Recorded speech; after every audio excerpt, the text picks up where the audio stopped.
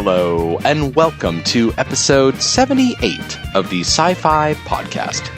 From Atlanta, Georgia, I'm Nick Zoutra. On today's podcast, I am pleased to welcome Dr. Catherine Kendig, Associate Professor of Philosophy at Michigan State University. Catherine completed her PhD in philosophy at the University of Exeter, ESRC Center for Genomics and Society, and her Master's in Science in Philosophy and History of Science at King's College London. Her main research interests are in philosophy of scientific classification, including normative aspects of classificatory and pre-classificatory activities, natural kinds, synthetic biology, and philosophy of race. Her research in socially engaged philosophy of synthetic biology and synthetic kinds has been supported through the National Science Foundation's Division of Molecular and Cellular Biosciences. As a recent research fellow at the Center for Philosophy of Science at the University of Pittsburgh, her research focused on scientific classification, the concept of homology, and the liminality of biological kinds. She is editor of the recent collection of interdisciplinary essays, Natural Kinds and Classification in Scientific Practice, and author of a forthcoming book on the philosophy of synthetic biology. And thus, without further ado, let's bring in Catherine.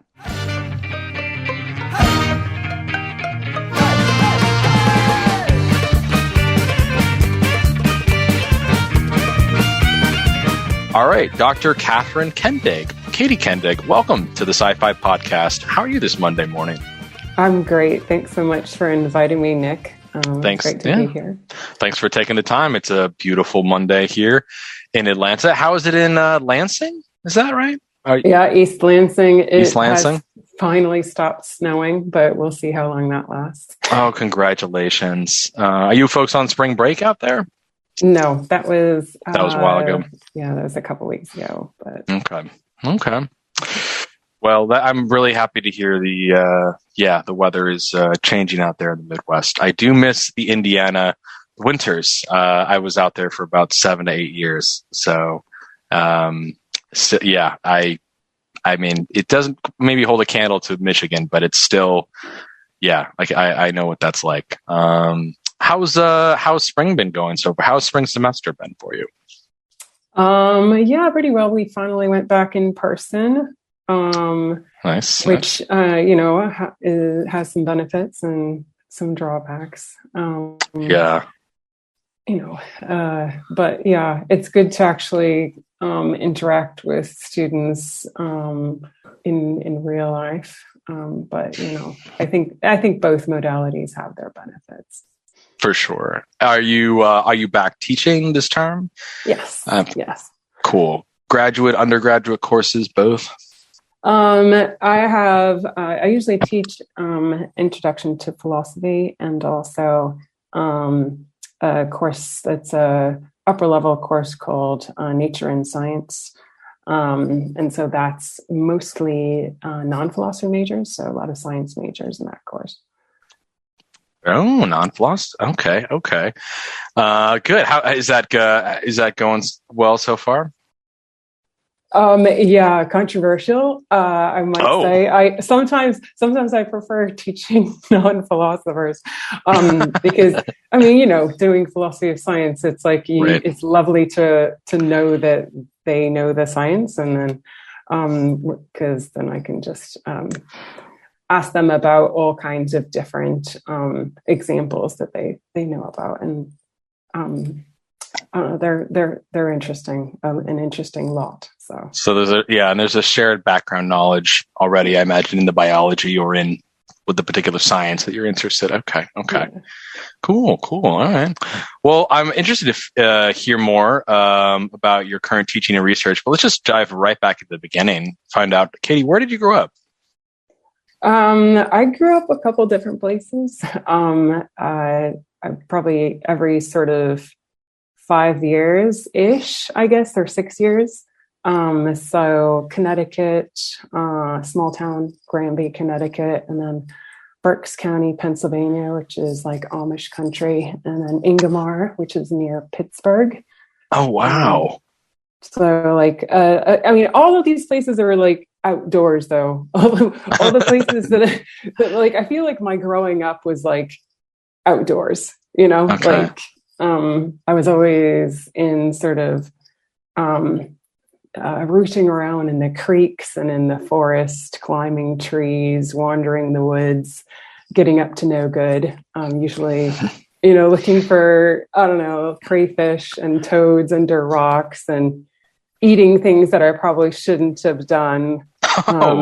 So, like some of the trees around Pennsylvania are hickory trees and you can eat those nuts. And there's also like things like mulberries and things like that. Do you have a favorite thing you experimented trying to as a kid? Gosh, that's a good question. I mean, wild strawberries always, okay. But also, hickory nuts, and then wood sorrel, which kind of looks like clover, but it's kind of tangy, like normal sorrel. I mean, my mom knew how to like know which things you could eat and which things you couldn't eat. Same thing with my dad, and so they taught me how to like identify things. But there's other things that I just kind of like tried and experimented with. But how did they know? Were they interested in the outdoors? Did they work in related fields? What were they up to? I just my mom like always had this massive garden.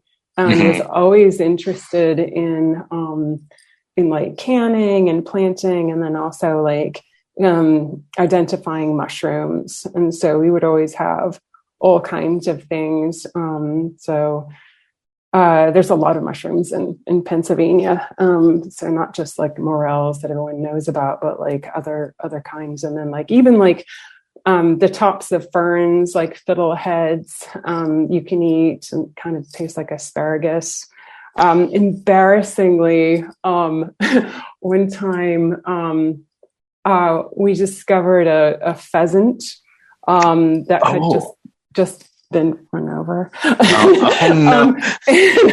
My parents actually were like, "Oh my gosh, can't give." Like they didn't run over it; they just discovered. Like, sure, you come across the pheasant, yeah, exactly. And they brought it home all proud, and I was like, "Where did that come from?"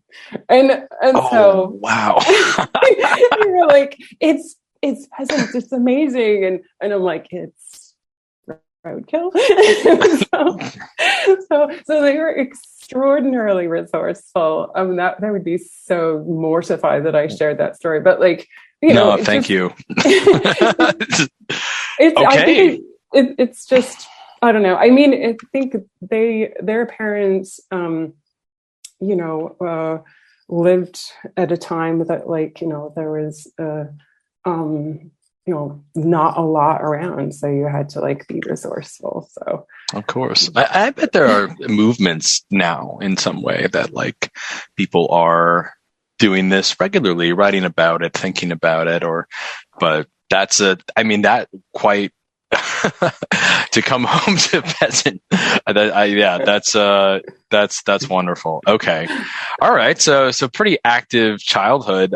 Did you have, all right. So what's, so always out in the wilderness, exploring these different places, kind of East Coast, Northeast-ish areas, right? What else? So what were you, what were you interested in what were you finding yourself getting into?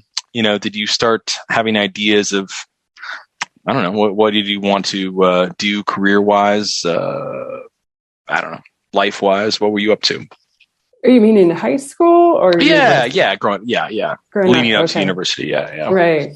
I was sort of a little bit overly curious. So I kind of like was interested in everything. I know that problem. Yeah. I mean, like all sorts of biological things, all kinds of wee beasties, all kind of stuff. I mean, I remember for a long time, I thought that I wanted to be, a marine biologist. That was like my passion. And that's like, and I went to Wallops Island, which is like, it was like a summer camp kind of for folks who wanted to do marine biology.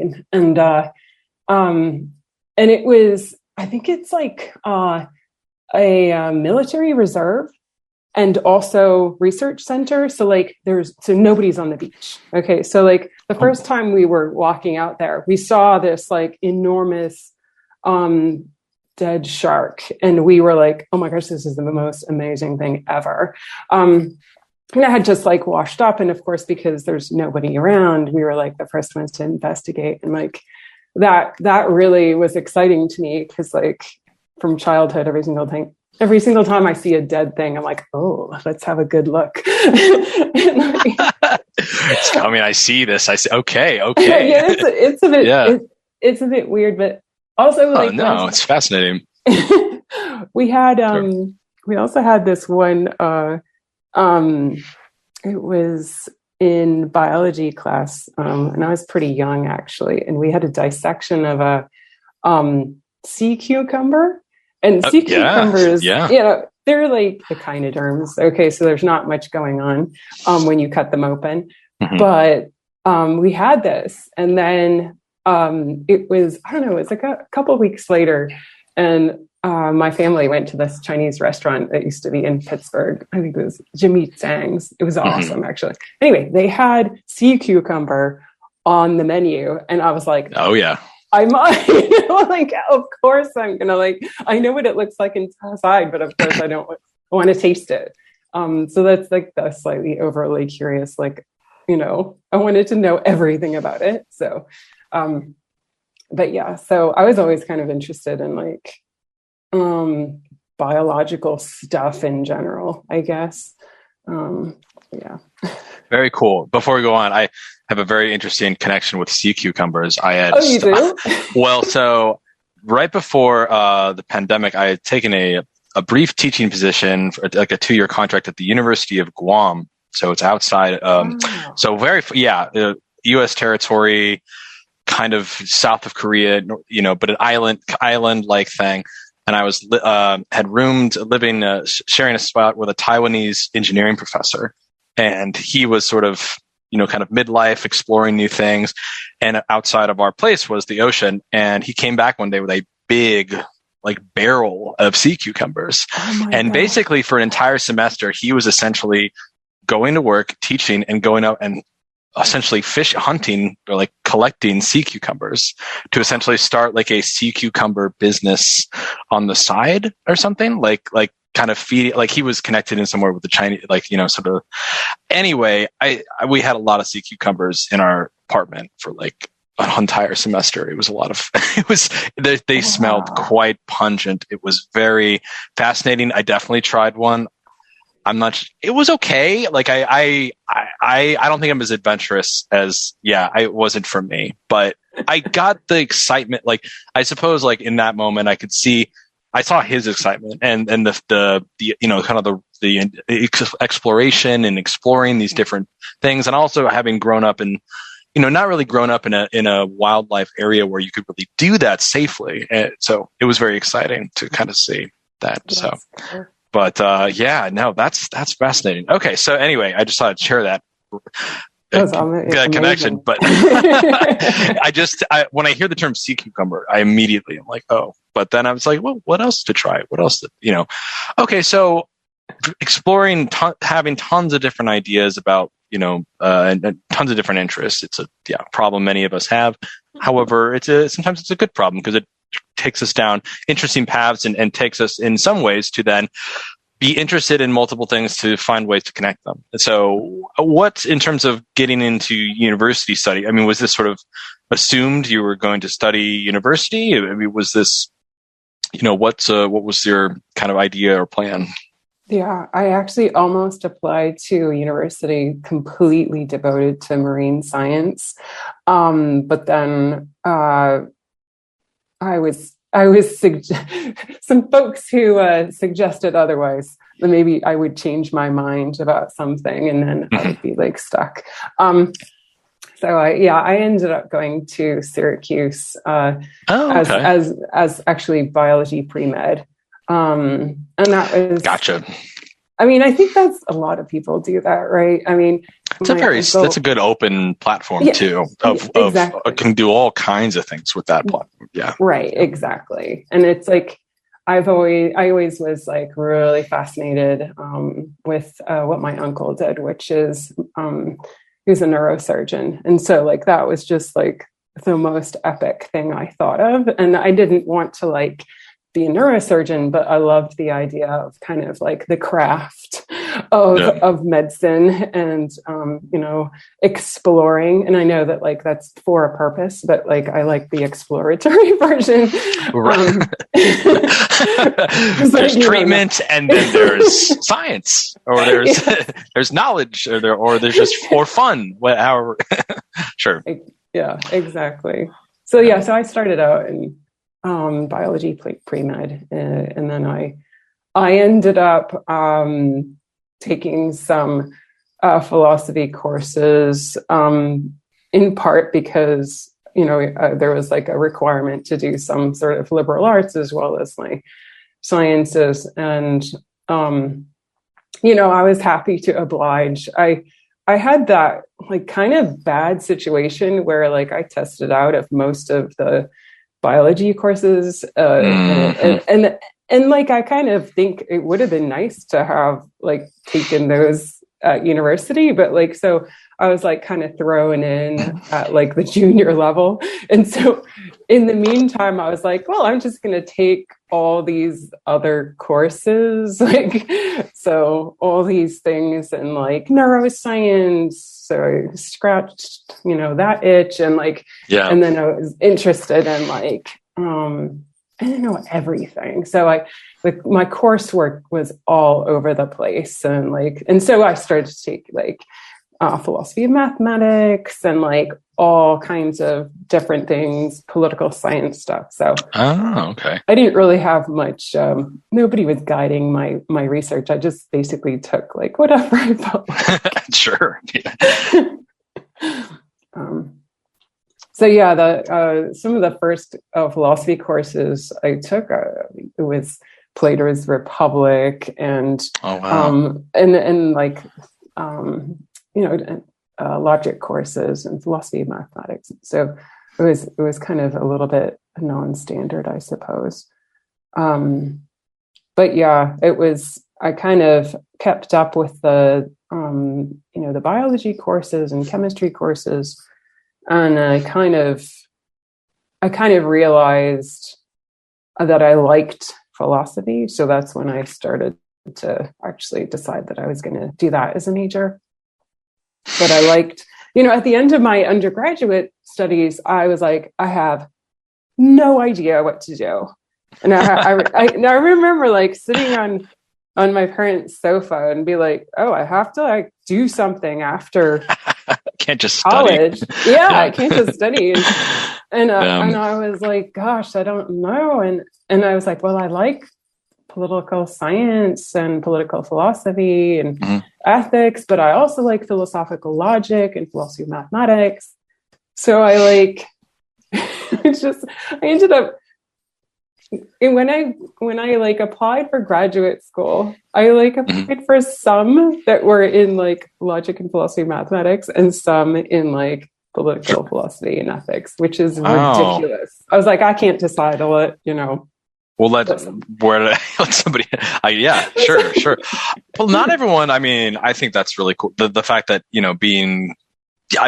I've seen other folks. I can see. I was just going to say that I think it's impressive, and I think it's a positive thing to be able to apply and be competitive in different aspects of things. But also I've seen it before. There's those who have.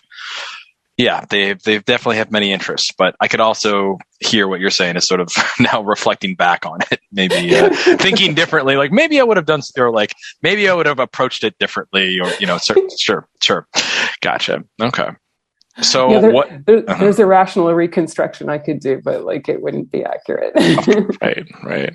Well, so interesting enough, I see that I pulled up your CV a minute ago. So while you had connected a lot of things in undergrad, so majoring in political philosophy, minoring in biology, minoring in cognitive science and philosophy. So how did it turn out? It looks to me like you went a little bit into political philosophy first. I did. Cool. I went. Yeah. All right. Cool. Very nice. Okay. Yeah, it was funny. I was like, so I went to Washington, D.C. and studied there. Actually, I studied in sort of like it was political philosophy, but also ethics. Uh, and while I was there, I went there because it was very focused on also having internships and like actually having a job in Washington, D.C. That's what I kind of wanted at that time. I thought, I'm like, I totally want to work at a think tank. That's what I wanted to be, you know? And so I did that. And so worked at the Center for Policy Alternatives, which is an nonpartisan think tank working on the Grameen Bank model for microenterprise lending. And at the same time, I was writing my master's thesis on Marxist thinking and economics. So it's just wow, like a million miles away from what I'm doing now. Sure, yeah. But I was, you know, we ended up in some amazing discussions, and of course, being in Washington D.C. as well, it was also frustrating because I think I had this sort of desire to like solve problems when like the whole kind of logic thing was kicking in a bit. And I thought, oh my gosh, all of these problems are so difficult and but also so compelling. So I ended up starting to get really interested in game theory. What kinds of problems at this moment?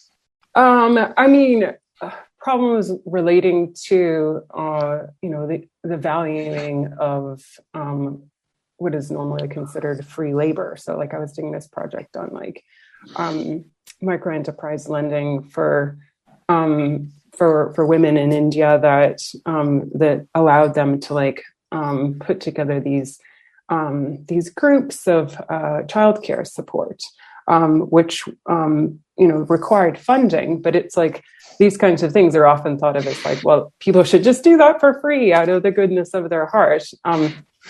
And it was a very you know, it was very interesting, but it was also like something I think people are still, you know, obviously still trying to figure out. So yeah, I enjoyed that, but it was also, you know, I felt like philosophically, I was a little bit more interested in kind of like, you know, an independent study I did on Gödel's incompleteness theorem, you know, so Okay.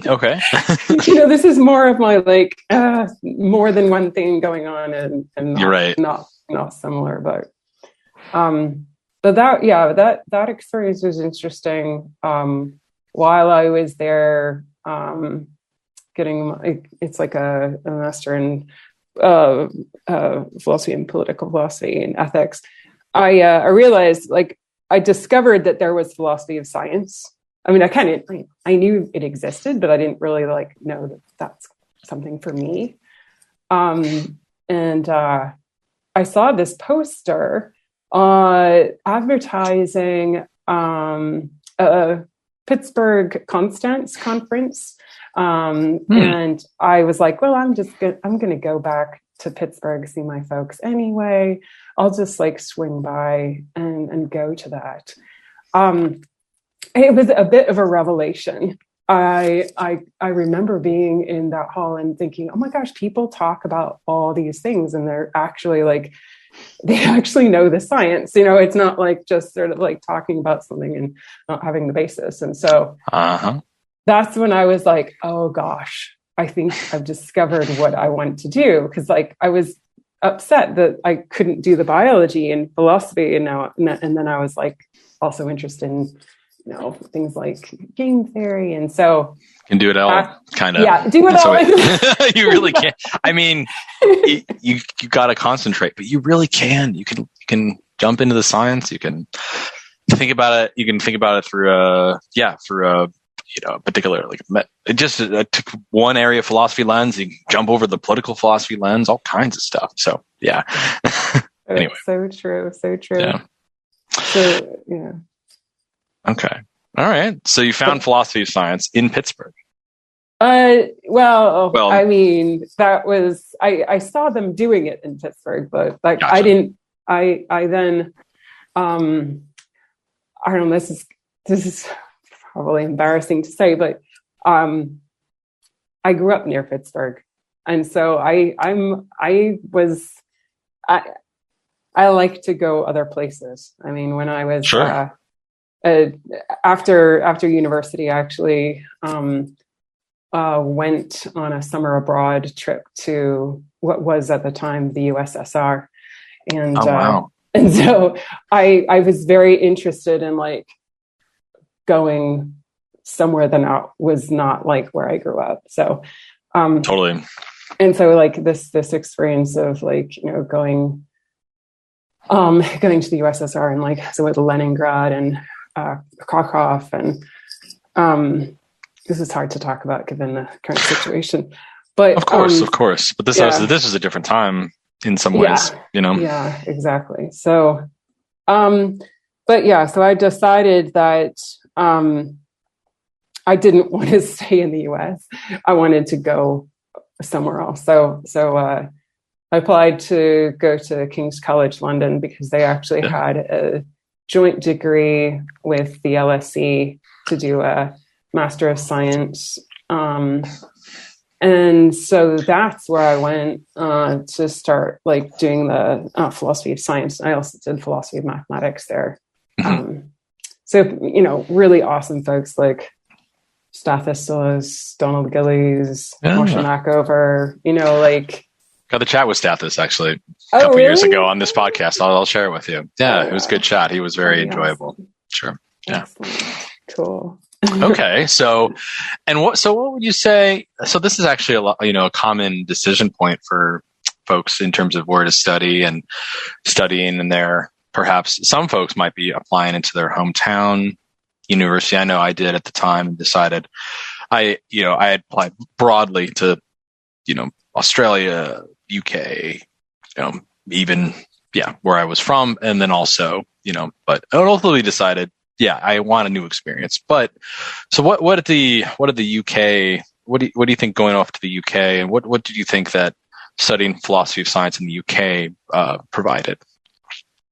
Well, I mean, this was a while back. So sure. Okay. At the time, there was not a whole lot of folks doing philosophy of biology.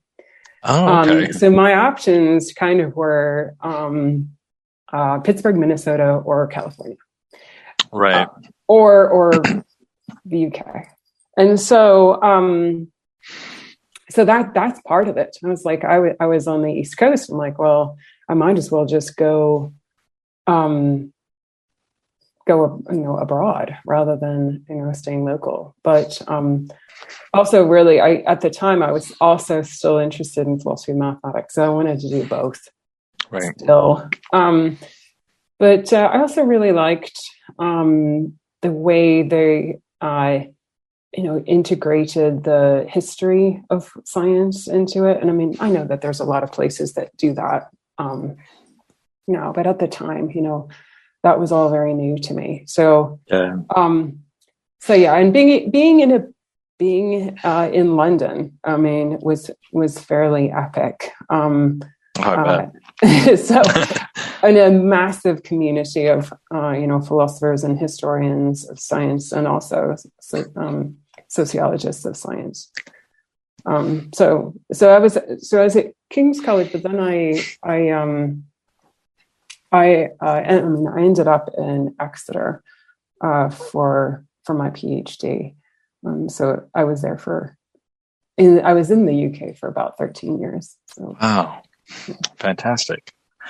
And so, it was this time it looked like that you really begin to focus back into philosophy of biology specifically. Is that right? Yeah. Okay. Yeah. Okay.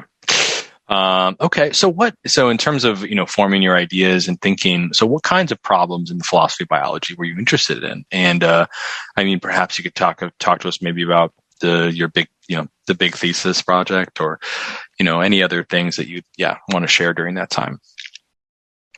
Yeah, when I was, I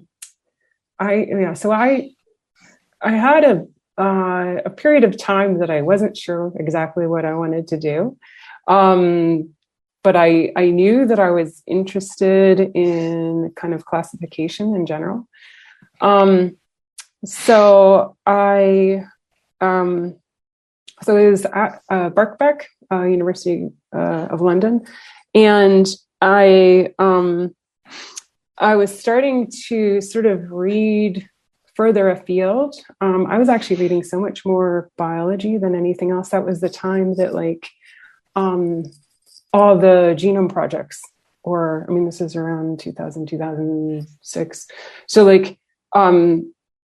I was reading so much science, reading, things by Ford Doolittle and Carl Woese, and but also hanging out in the British Library, and so reading up on Buffon and the Geoffroy Cuvier debate, and the Wellcome Trust was there, and so I was just reading a lot around things to do with bacterial taxonomies. I was really interested in species that didn't behave in the way Ernst Mayr thought they should behave, and considering reticulated trees rather than the normal tree of life. And at that time, I had started teaching in the Department of Science and Technology Studies at UCL. And that was also a revelation, because I was like, people in science and technology studies approach philosophy very differently. and so that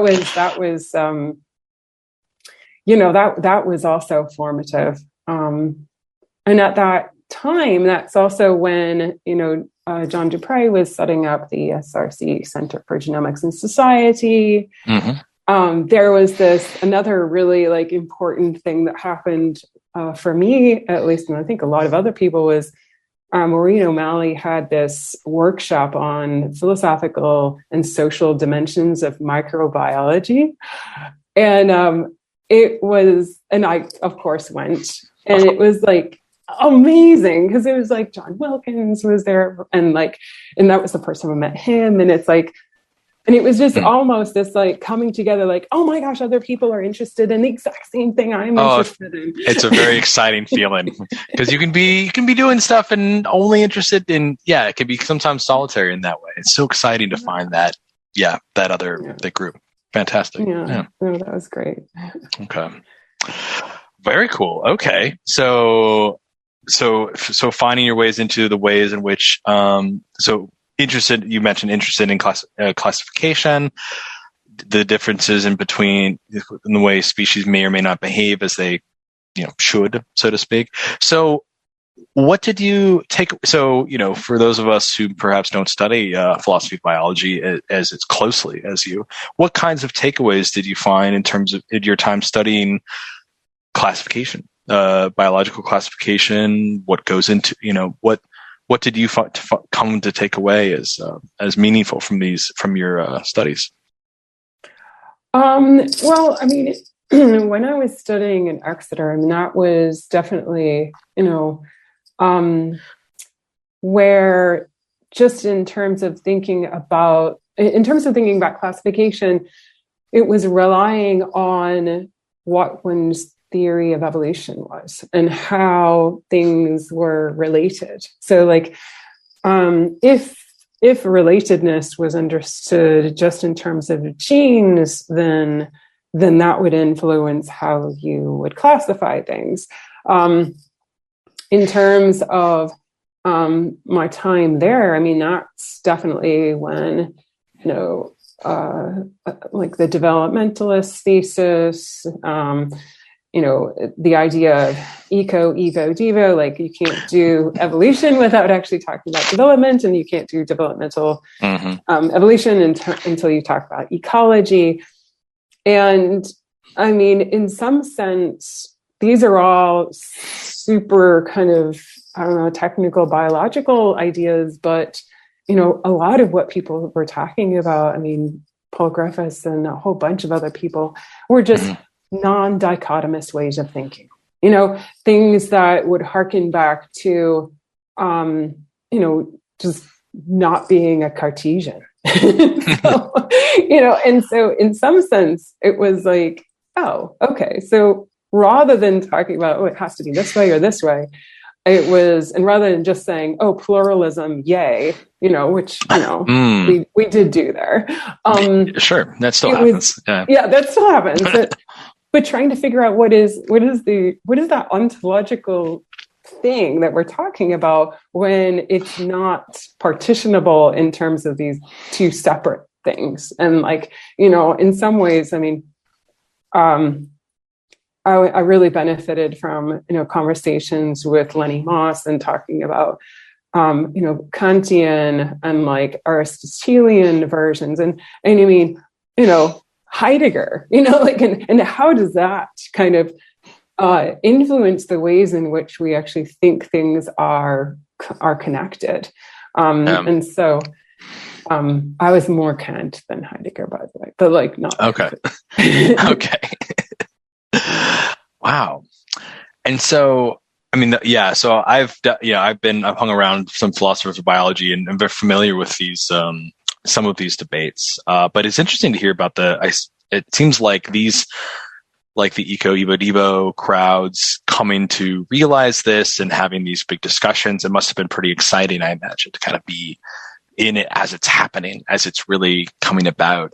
I was curious, so how much is it, as these philosophers of biology are having these discussions, how much are they connecting with biologists themselves, ecologists, evolutionary biologists? How much are these debates happening between them or among them? Well, I mean, at Eugenics, there were actually biologists there and sociologists as well. So, that was sort of how I started to think about these things, that you couldn't possibly do philosophy of biology without actually engaging with biologists. Similar to, you can't really do philosophy of biology without exploring the history of biology. So these are all things that sort of came together, and I don't know, in some sense, modeled things for me, and also my time at UCL STS. Seeing how other philosophers of science conceived of these things. I mean, like Ha-Sek Chang's complementary approach. So I really, I definitely, that became the model for how I wanted to do philosophy of science as well. Fantastic. So, okay. And all right. So learning the kinds of so it sounds to me like you're exposed to a variety of different great approaches and a variety of different pretty big shifts in thinking in philosophy of biology and just in biology more generally. And so, okay, so then take us on how, in learning these things, how did you go about to construct your research program? So how did you, coming from being interested in so many things, come down to decide, and perhaps explore, still be able to harness that same sort of ideal and energy, but toward specific problems in a narrow focus. So maybe tell us a little bit about your thought process in narrowing your focus down to select few problems and perhaps what those problems were. Sure. So my dissertation ended up being biology and ontology, and from an organism point of view. So I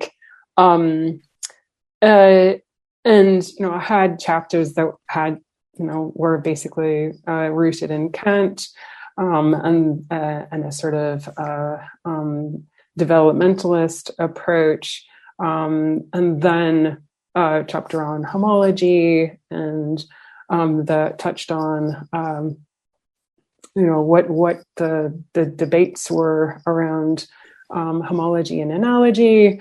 Another one on the species problem, and then on the concept of race. And it was a weird mix, but it actually was, trying to tell a story in a lot of different areas, and thinking about what this non-dichotomous way of thinking was, good, bad, and otherwise. And so when I start, like the first paper I published was actually on race and the concept of race, and so that was, I guess, many people say, oh, publish the thing that you want to be well known for, and that like defines what you're doing. And it's like, I did not know how to do that. I just did the thing that I wanted to do first at the time. Sure. At the time. And so, but when I finished my PhD, I had a 1-year position back at UCL STS, and so in part I started developing different ways in which I was going to go forward from my dissertation, and mostly I just wanted to do new things, and so that kind of started me thinking. And when I had my first tenure track job, which is in Missouri, I was interviewed by a department that actually there was a biologist on the search committee, which I was like, this is where I want to be. And he was working in synthetic biology.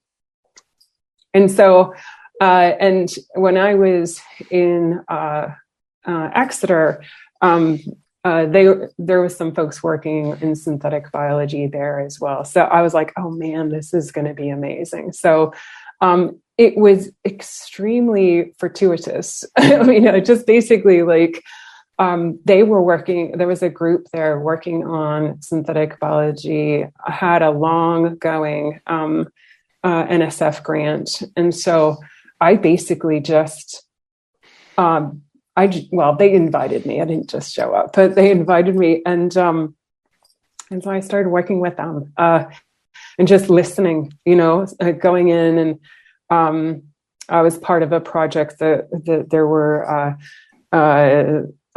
we had like workshops that trained up pairs of mathematicians and biologists from all around the country. We'd go to a university, or a couple of years we went to Genelia Farm, which was amazing. But like my job was basically to like talk about the philosophical implications of synthetic biology. But what I normally did was just listen. And it was really an incredible experience, because it was like thinking about things like how synthetic biology kind of reconfigures biological and bioethical categories, which is all over the place. I mean, the whole discussion, and what is modularity, and like just engaging with them and talking about what they thought modularity was, and what they were thinking kind of categorization was like an incredible experience. So like that's where a lot of the work that I started out in doing philosophy of synthetic biology came about. So what are perhaps some kind of basic ways that these biological and bioethical categories are reconfigured as a result? Oh, I mean, one of the ones that I was most intrigued by was a category of epistemic engagement, which people kept on using the term proof of concept research. And right. they use it everywhere. Like it was in like at the time, like in every single call. What does that mean? Actually, that's what it's not in psychology, or at least not that I've seen. But yeah, okay. So that's literally like the question I had. It was like, what is okay. What is this? What is this? Like you keep on saying this, and what does it mean? So I and they gave me they say, well, it's new and it applies to a platform, and it's a way that knowledge can be extended. And I'm like, oh my gosh, I have to do this. So I applied for funding through their project. They had this project on modular programming for evolution of bacteria and optimization of metabolic pathways, which is like obviously in one, I think it was the Division of Molecular and Cellular Biosciences with the NSF. And I was like, hey, can I apply for like a sub-grant to do this thing on philosophy? and like, cause you guys keep on talking about how important proof of concept is. And I want to figure out what this is. And so they were like, yeah, that would be great. Do that. So then thinking about this notion of proof of concept and what is it doing, was the one of the first projects I did with regard to that. So thinking about it as like, what does the concept mean when you're talking about proof of concept? What does proof mean? Right. How is the concept showing some sort of proof? And then what are related things? Like, is there a proof of principle? Is there like, an ethical principle that goes along with it? Like once you find a category of things that you can then say, we can talk about this category in another research area, then does the ethical category map on to that new category? And that's more to do with like thinking about a platform technology.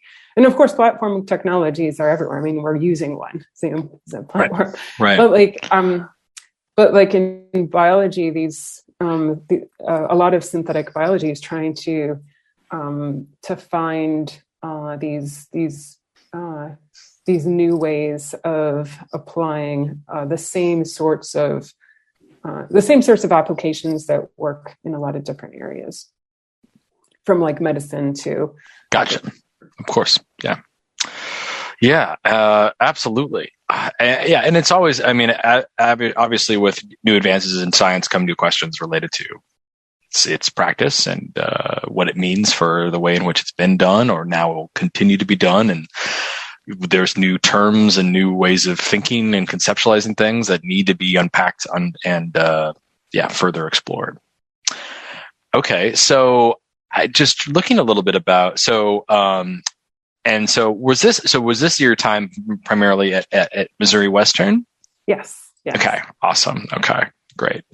All right. So working there for quite a while, and then it looks like you've transitioned to your current and permanent appointment at Michigan State, which I've heard many good things about because I've spoken with people from Michigan State.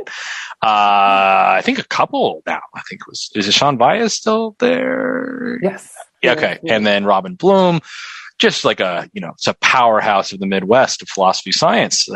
I mean, I say that genuinely because I think it's just there's a lot of great, wonderful people that are working, and your program is so. Could you tell us a little bit about what is what's going on at Michigan State and how this program has developed and changed over the years since you've been there? Oh yeah, I mean it's so I still was working on synthetic biology, for the first few years, and I mean, I'm still working on synthetic biology, but I had a collaboration with a synthetic biologist, actually talking about not just the categorization of entities when we're talking about the products in synthetic biology, but also in terms of, what are those things? They're not natural kinds, obviously. But what kinds of things are those?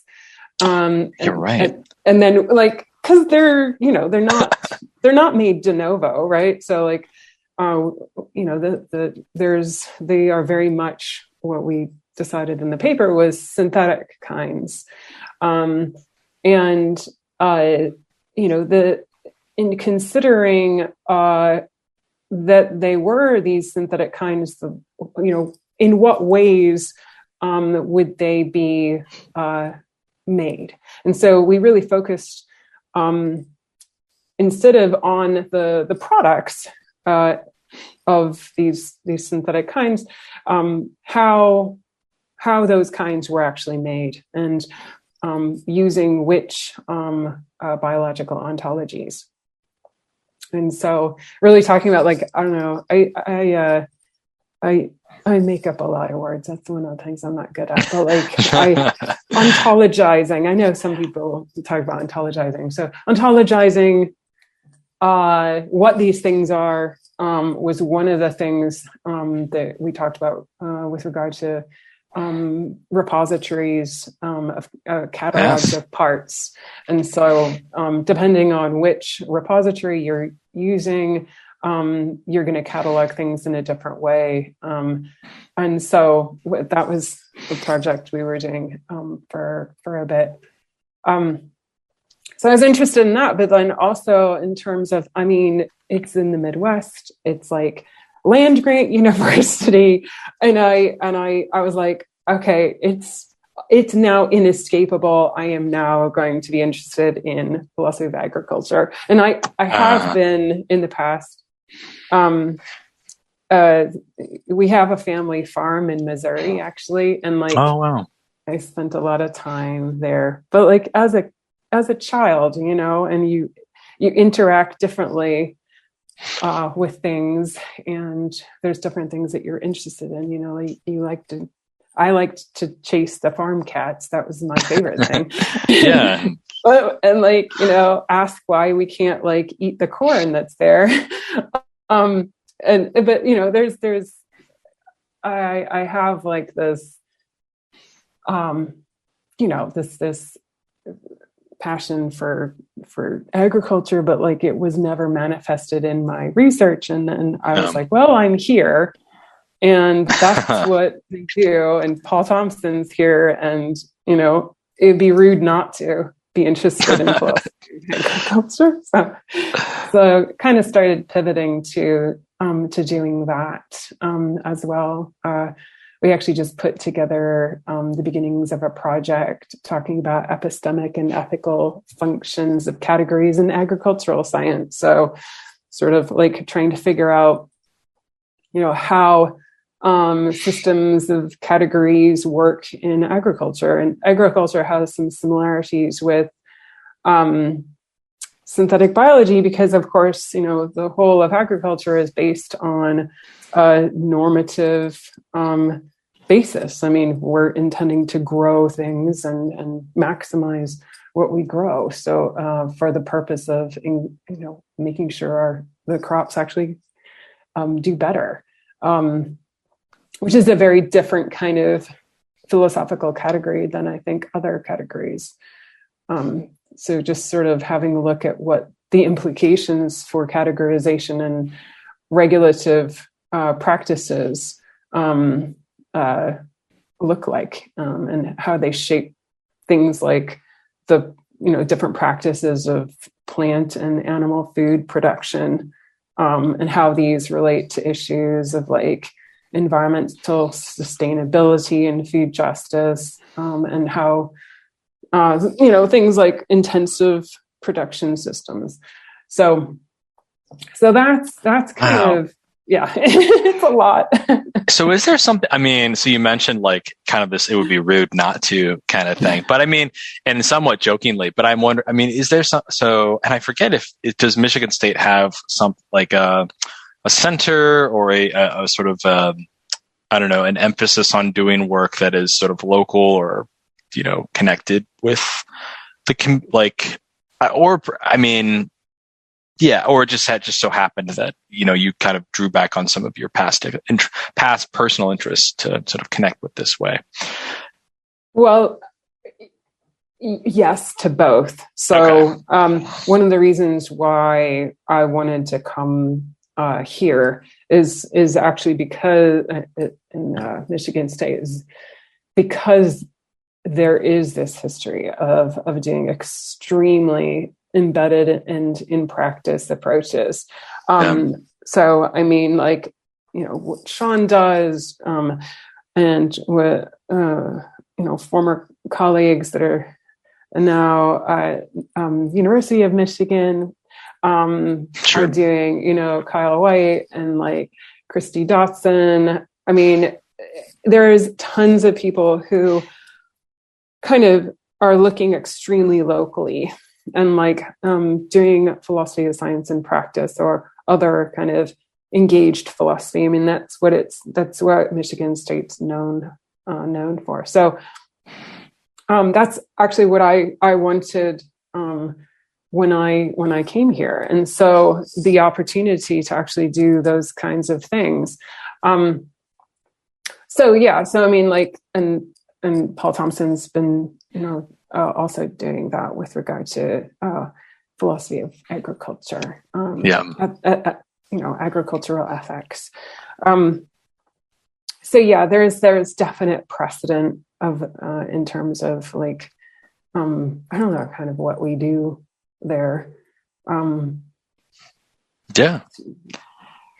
I admit some observations from just like the kinds of programs that I see folks there put out or are contributing to. It just seems like there's some shared values perhaps among the faculty there too. And I was just, wondering if there's some, where that kind of emphasis comes from. I think it's a very positive one too, but it's, was just curious about that. Well, great. So that sounds very exciting. How is shifting from,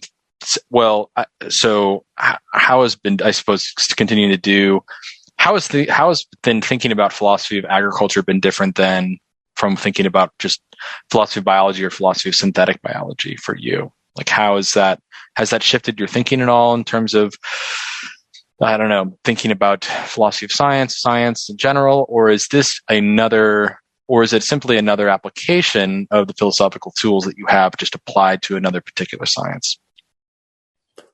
I think that's a tough question because if I say it's an application of the same thing I've been doing. I don't mean to say it in that way. Yeah, well, in some ways it's like gathering up the tools to apply. In some ways it's like essential. I mean, I don't know. I always think of like, so to me, I mean, in my head, I think all the kinds, like, it seems like some of these tools that were done, philosophy of biology has been done a lot, and not in a great way. It's just that it has some of the best thinkers are pouring into it and they develop all these tools. But then there are these other sciences out there that, like, for me, it's like psychiatry, psychology, that are beginning to be explored, but without near such rigor as philosophy of biology. And so I'm just interested to see, eventually as these additional sciences are, like, as we wait for the philosophers of biology to become interested in them, or folks to like learn from the philosophers of biology, like, okay, you did it over here, how can we do it over here? That's what I guess I'm a little bit interested in, because I've been to these Phil Bio workshops. I'm just blown away with the kind of rigor and the kind of the breadth of knowledge that they have, and breadth and depth in terms of, and so I imagine then turning it toward, something like philosophy of agriculture, where there could certainly be just as much breadth and depth applied, but perhaps just there hasn't been just historically for whatever reason. So yeah, interested, about that. Yeah, there's so I mean, it is, I am interested in the concepts and categories that are used. So how it's kind of an extension of other areas. I mean, so there's overlaps with like questions that surround the species problem, and like and also in terms of synthetic kinds, and like the process of making kinds, and like some of the ideas that I've been talking about in terms of kinding practices, and what do those mean. And so looking at agriculture provides a really interesting area to talk about these things, because it's very much multiple people talking about it. So it's the farmers in the land, and the agronomists, and in terms of universities that are land grant universities, in terms of the extension agents, and like this sort of all of these individuals coming together and building up what are these what are they, in some sense, what are they talking about? How are they building these meaningful categories, and and for what purpose, and in what ways, and how does the categorization of farmers interact with the ones that agronomists have, and so I guess it's in some ways sort of a natural shift that I'm like looking at and being interested in, that's informed by some of the work that I started doing in looking at indigenous classifications, and rather than just looking at classifications that people in biology departments talk about. It's like there are all of these classifications that indigenous communities use, and so and there's actually a paper that I actually kind of look at that next to some of the classifications that people use in synthetic biology. So both are outside of formalized systems. Both are non-standard. And so thinking about how these are used and how they're interacted with is, I think, something that sometimes lays outside of philosophy of biology. And so and I don't think it should because it's really, I mean, it's so yeah. So that is in some ways what led me to be interested in agriculture and agricultural categories, is because the way in which they're made is very much, you can't just talk about them in terms of like, oh, this is a scientific category that somehow doesn't apply to, to the way in which these normative aspects are. So very interesting. Yeah. So I think in terms of like how it fits with the whole thing, the whole kind of research project, then looking at sort of, how are kinds and categories sort of, what are their grounding conditions, and like how are those understood, and what are some sort of normative or metaphysical kind of bases on which these are made. So that's the kind of overarching kind of picture, I guess. Very, very interesting. And so you're working with who? I'm sorry, who is the faculty member that you're doing some papers with? It's like, or I'm sorry, never mind. I'm sorry. You said there was somebody else who was doing philosophy of agriculture as well. Oh, in at Michigan State, it's Paul Thompson. Okay. And then I'm also working with Julia Burston. We just came out with a paper. Fantastic. Great. Yeah. You interviewed her as well. I did. Yeah. That was a wonderful experience. Well, she was kind enough to, permit me to join they were doing this socially embed, like, philosophy, the Mid-South Philosophy of Science Conference. They do like a small workshop, and I think, I have to reconnect hopefully with her and that group. It was it seemed like a really good going, and obviously, world events happened and kind of threw a wrench into the continuation of things, but I think I don't know, I think they're still trying to get stuff going. So, but there's lots of stuff that's amazing in the Midwest. Woohoo! Yeah, absolutely. Yeah. Plug for the Midwest and studying and, doing philosophy of science, doing doing it in ways that are perhaps unique. There really could be, in hearing about, especially from, like Julie Burston and others who are doing these kind of socially connected projects. I think that could be really something to start. I mean, it's already going in terms of, promoting that, but that's something that unique. You just don't see that as much other places. So I think that's really interesting. All right. Well, we've discussed a number of things. Why don't we jump to the last question that I'm curious of asking you, which is, what do you take to be the greatest challenge facing philosophy of science today? This is this is a hard one, and I don't know if it's that hard. There's so many different ways of answering this, right? So, greatest challenge facing philosophy. Greatest challenge in philosophy, I think, trying to deal with these demarcationist tendencies. I think that have been in place,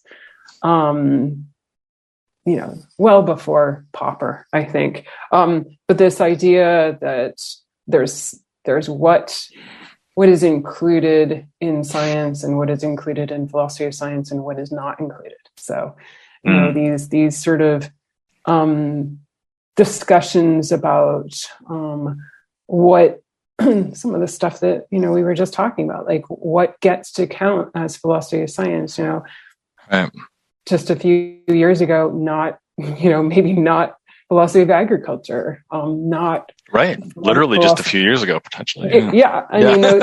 Those things of like what's applied and what's pure, and like these kinds of discussions, one of the things that I've been doing, so is a lot of other people, looking at engineering science, and and so that was just kind of almost disqualified from philosophy of science because it was thought of as applied. Many other things are considered applied as well. It's unfortunate. Yeah, that term has it historically in philosophy of science has been seen as, not great for some reason. But I think neuroscience and the biomedicine and like some of those those areas of philosophy are now kind of paving the way for other things to be considered as actually included within philosophy of science. And I think, absolutely.